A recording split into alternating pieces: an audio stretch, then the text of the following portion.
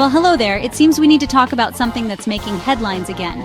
Yes, it's tariffs, specifically a rather grand proposal from Donald Trump. He's suggesting a hefty 25% tariff on, well, pretty much everything not made in the good old US of A. This is a big economic idea, one that could reach into your pockets and change how American businesses operate. It's the kind of policy that makes economists spill their coffee and everyday folks wonder, wait, what does this mean for my shopping list? This isn't the first time we've heard about tariffs from Mr. Trump. It was a signature theme during his previous term. But now, as of May 2025, the discussion is back with renewed vigor and some fresh details. The very suggestion is already causing a stir, sending ripples through international markets and boardrooms. Businesses are trying to figure out what this might mean for their supply chains, and foreign governments are, shall we say, paying very close attention. Imagine a 25% tax slapped onto all sorts of products arriving from other countries. We're talking about your smartphone, the clothes you're wearing, even the new kitchen gadget you've been eyeing online. The idea is to make American-made products more competitive by making imported goods more expensive. The ultimate vision is to bring manufacturing jobs back to the United States. So, let's get down to basics. What exactly a tariff? You hear the word thrown around a lot, especially when trade policy is in the news. Think of it like this. A tariff is essentially a tax. It's a tax that a government imposes on goods that are imported into the country from foreign lands. It's one of the oldest tools in the economic policy toolkit.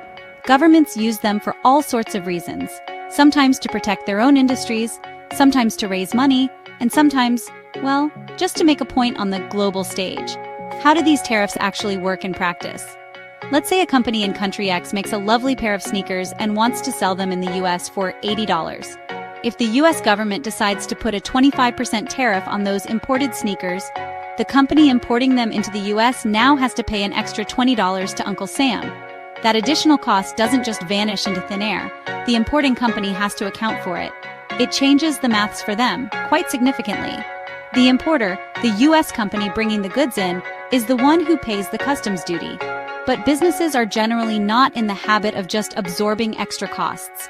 So, that $20 per pair of sneakers? It often gets passed along to the consumer.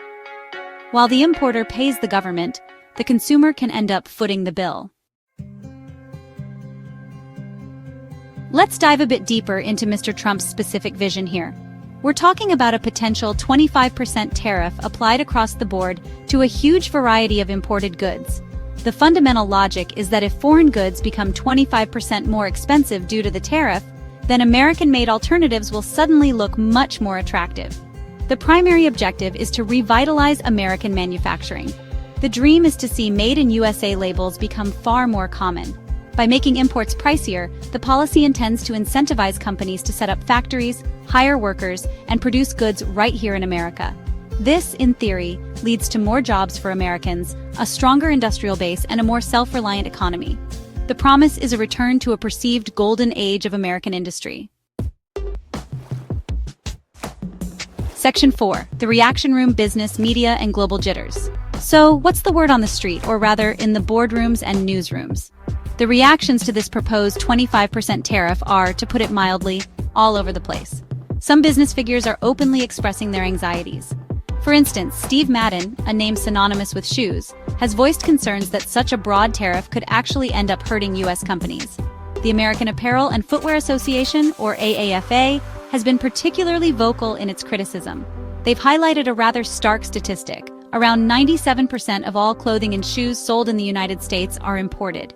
The AAFA's president, Steve Lamar, has warned that piling another 25% on top would inevitably mean higher costs for manufacturers.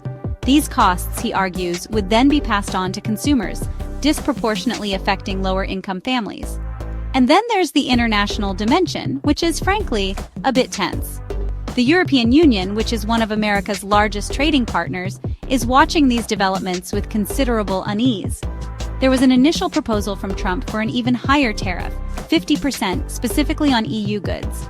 That deadline has now been extended to July 9, 2025, to allow for more negotiations. While officials have reported good calls, the EU is also reportedly preparing a substantial list of retaliatory tariffs. Meanwhile, media outlets such as CNN and MSNBC are amplifying warnings from various economic experts. The dominant theme in these reports is the potential for significant price increases for American consumers on a wide range of imported goods. Section 5. The price tag for protectionism, consumers, costs, and conundrums. All right, let's bring this home. What could all this tariff talk mean for you, the average person trying to make ends meet? The most immediate and widely discussed concern is the impact on prices.